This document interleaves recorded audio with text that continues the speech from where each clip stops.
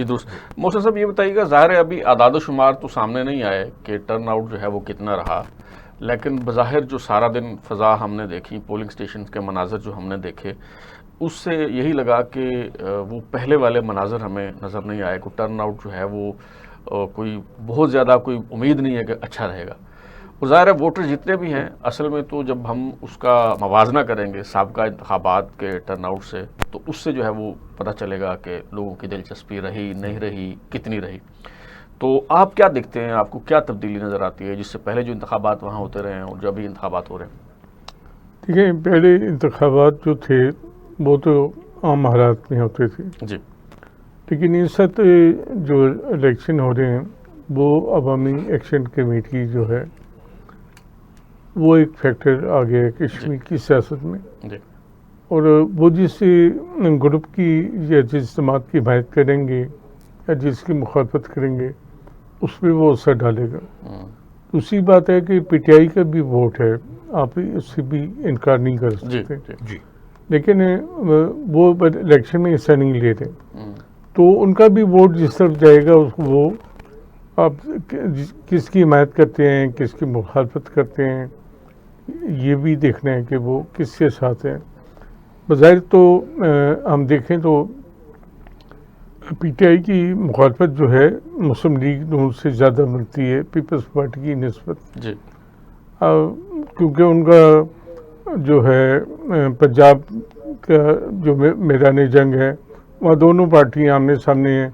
वही मध्य मुकाबले। हाँ, सिंध में कोई ऐसी सूरत हाल नहीं है। जी बिल्कुल ऐसे। तो ये अपने लेसर ईवल के तौर पे पीपल्स पार्टी उनको काबिल कबूल है और वो कभी नहीं चाहेंगे कि यहाँ पे मुस्लिम लीग नून को इक़्तिदार मिले और उनकी परेशानियों में मज़ीद इजाफा हो।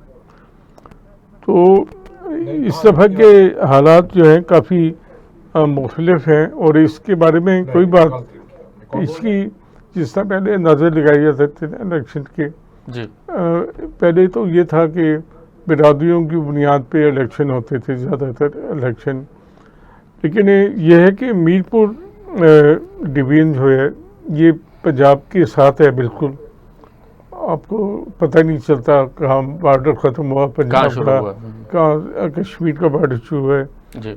और इनकी ज़बान भी एक है, लोग भी एक हैं। तो इस लिहाज से पहले जो माजी में इलेक्शन होते थे उसमें ये था कि जो विफाक में हुकूमत होती थी वो हमेशा गिलगित में और कश्मीर में और हज़ारा डिवीज़न में उसका असर होता था इलेक्शन पे। लोग समझते थे कि इनको अगर वोट देंगे तो आसानी होगी, हमारे काम हो सकेंगे विफाक में।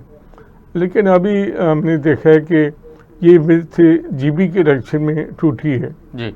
और इससे पहले हज़ारा में भी ये टूट गई थी। अब वरना यही ट्रेंड होता था कि मरकज में जिसकी हुकूमत होती थी वही जीतता था। लेकिन अभी भी तो है, बात तो एक ही है। हाँ। मरकज में दोनों मौजूद है। हाँ। नहीं, देखें पीपल्स पार्टी चूँकि बराह रास्त नहीं है। हाँ। और बज़ाहिर नहीं है। बज़ाहिर नहीं, मेरे ख्याल में लोग तो समझते हैं बराह रास्त है, ये हम कहें बेशक। हाँ, बिल्कुल। लेकिन लोगों के जहन के अंदर ये बिल्कुल, अगर कोई कहे ना कि वो नहीं समझते, उनको मालूम है कि पीपल्स पार्टी भी बराह रास्त है, नून भी बराह रास्त है।